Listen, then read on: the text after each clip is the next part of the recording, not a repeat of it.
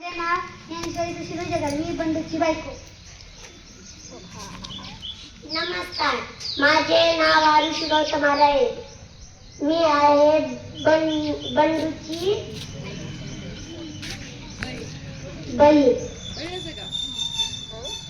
नमस्कार, माझे नाव आहे सुशीला सुवर. मी बंडूची आई. नमस्कार, माझे नाव संग्राम पठाई म्हात्रे. मी बंडू आहे.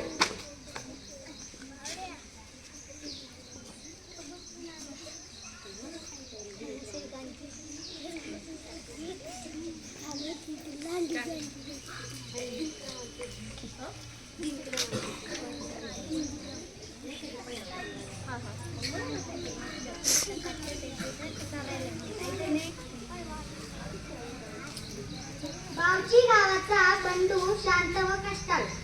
आपण भलं आणि आपलं काम भलं असा त्याचा स्वभाव. सध्या गावात त्याच्या या स्वभावाची चर्चा. सकाळी लवकर शेतात जायचं, दिवसभर काम आपटून संध्याकाळी घराकडे यायचं. घरी आल्यावर आपल्या मुलीशी खेळायचं, कट्ट्यावर चक्कर मारायची आणि जेवायच्या वेळी पुन्हा यायचं असा त्याचा दिनक्रम.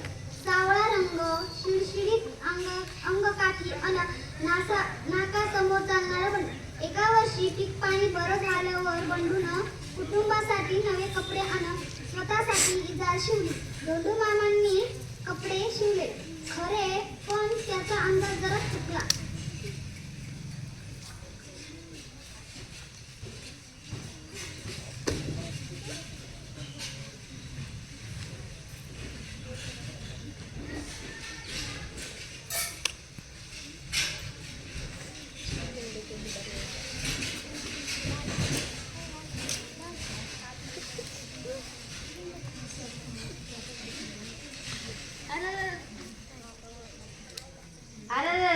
इधर 4 बोट लांबच झाली. आता या 4 बोटासाठी धोंडू मामाकडे जायचे म्हणजे.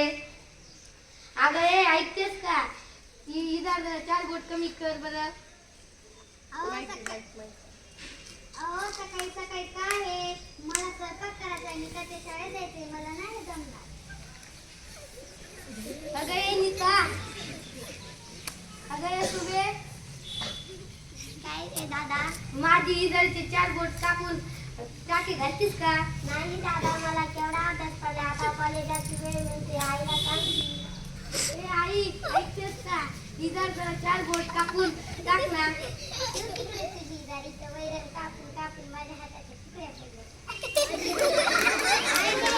आईने इजाराच्या कोणाला फेकली. बंडू हिरमुसाला होऊन शेताकडे गेला. सकाळची जर दुरुस्त करायला पाहिजे होती.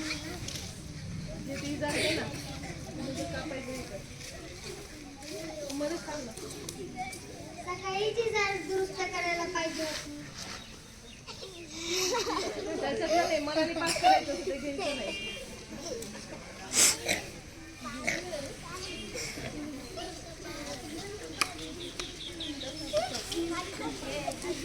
बंडूची बायको इजाराचे पाय कापते आणि दुरकून टाके घालते.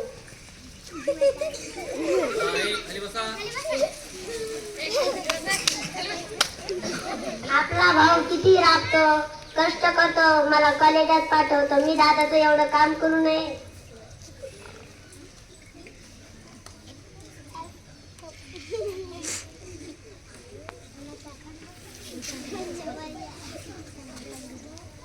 बंडूची बाई पाय कापते व दुमडून टाके घालते.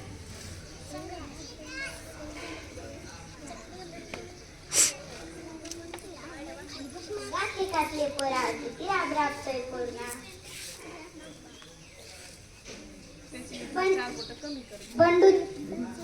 बंडूची आई इजारीचे 4 बोट कापते व दुमडून घालते. आपले काम आपणच केले पाहिजे. बंडू इजार 4 बोट कापते व दुमडून टाकी घालते.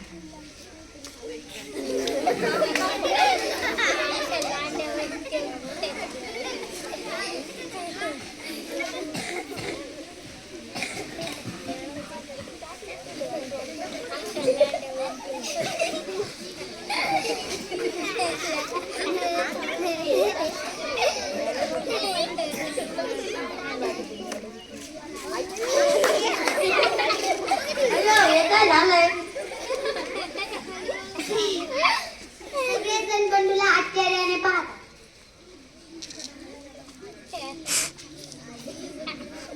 मी इजा 4 बोटच कापली. मी पण. अगं भैया मी पण 4 बोट कापली. आणि मी पण.